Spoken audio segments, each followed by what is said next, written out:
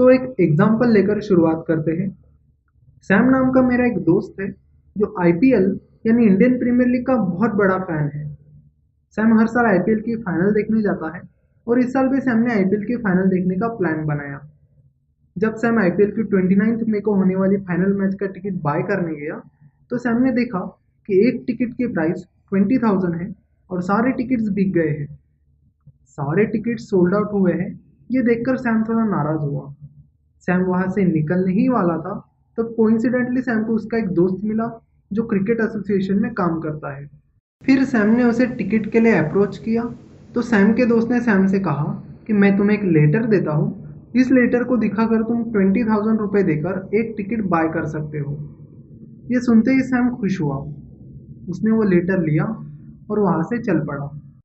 अब जैसे जैसे आईपीएल की फाइनल नज़दीक आने लगी वैसे वैसे ग्रे मार्केट में टिकट के रेट बढ़ने लगे और बढ़ते बढ़ते 22,000 तक चले गए।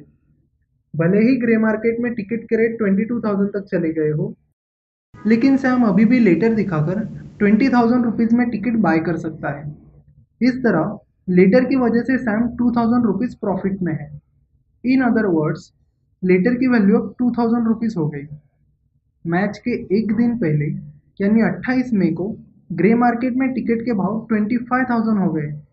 सो अब उस लेटर की वैल्यू 5,000 हो गई।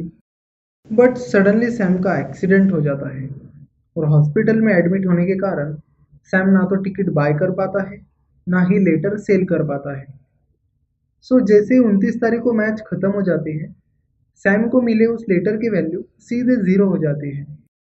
ये बस एक इमेजिनरी एग्जाम्पल था आपको समझाने के लिए।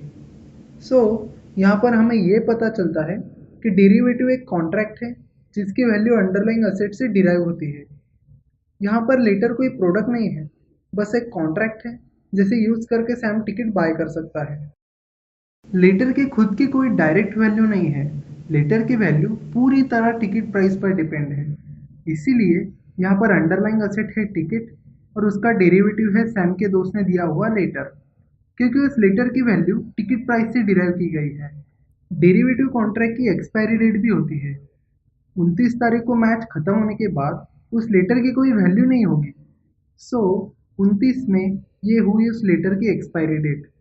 तो अब हमने देखा कि डेरिवेटिव मार्केट में डेरिवेटिव कॉन्ट्रैक्ट कैसे वर्क करते हैं। अब डेरिवेटिव मार्केट के बाहर की बात करें तो हमारे डे टू डे लाइफ में भी बहुत सारे डेरिवेटिव्स हैं, जैसे कि कर्ड और चीज़, पेट्रोल और डीजल, एक्सेट्रा। कर्ड यानी दही और चीज़ दोनों भी मिल्क से डिराइव किए जाते हैं। सो कर्ड और चीज़ दोनों भी मिल्क के डेरिवेटिव हुए और मिल्क हुआ अंडरलाइंग असेट। कर्ड और चीज़ दोनों की अपनी खुद की अलग वैल्यू है। मतलब कर्ड और चीज़ का भाव मिल्क से अलग है, बट दोनों के भाव मिल्क की प्राइस पर डिपेंड है। तो इससे हमें ये पता चलता है कि डेरिवेटिव की वैल्यू अंडरलाइन के साथ चेंज होती है। इसलिए जब मिल्क के भाव बढ़ते हैं तब कर्ड और चीज़ के भाव भी बढ़ते हैं। सिमिलरली पेट्रोल और डीजल क्रूड ऑयल से डिराइव किए जाते हैं। सो पेट्रोल और डीजल हुए क्रूड ऑयल के डेरिवेटिव और क्रूड ऑयल हुआ अंडरलाइंग असेट। इसलिए जब क्रूड ऑयल के भाव बदलते हैं तब पेट्रोल और डीजल के भाव भी बदलते हैं। अगर अंडरलाइंग असेट कोई कमोडिटी है जैसे कि wheat, cotton, gold, silver, crude oil etcetera, तो उसे कमोडिटी डेरिवेटिव कहते हैं। और अगर